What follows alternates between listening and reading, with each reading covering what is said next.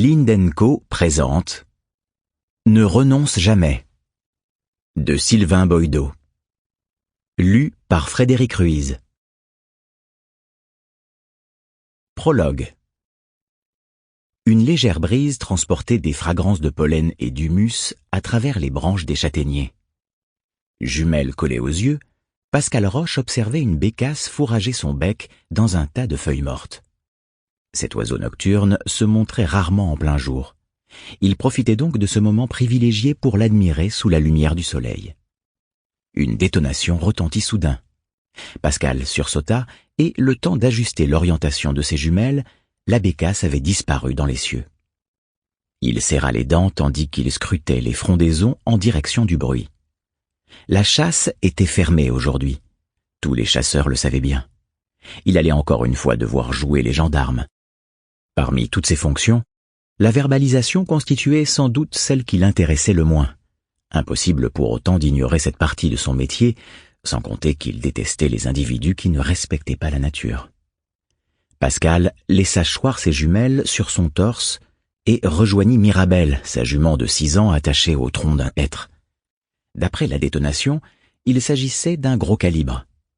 Il suspectait Michel Tronquin et ses amis de braconner des sangliers. Il les avait rappelés à l'ordre plusieurs fois, mais il ne prenait pas son uniforme au sérieux et tentait systématiquement de l'amadouer en jouant la carte de la camaraderie. Pascal avait suffisamment rencontré d'individus de leur trempe pour deviner leur façon de penser. À l'aise financièrement, issu d'un milieu social favorisé, il considérait la chasse comme un privilège et refusait de se soumettre à la réglementation en vigueur. Tant pis pour eux. Pascal ne ferait preuve d'aucune clémence cette fois-ci. En théorie, compte tenu de la surpopulation de sangliers, impossible à juguler malgré les battues de régulation, il aurait pu se permettre de fermer les yeux.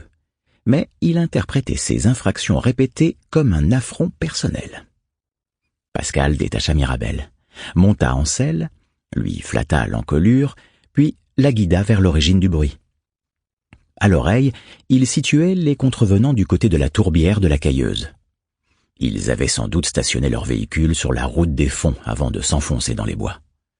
Par sécurité, Pascal décida de le débusquer en premier lieu afin de relever leurs plaques minéralogiques, de façon à les verbaliser même s'il parvenait à lui échapper. Arrivé au niveau du pont du Diable, il bifurqua vers le chemin de l'entonnoir pour contourner la zone de tir. Plusieurs coups de feu successifs confirmèrent son impression initiale. Comme prévu, il trouva un véhicule stationné sur le bas-côté. Mais Sample complete.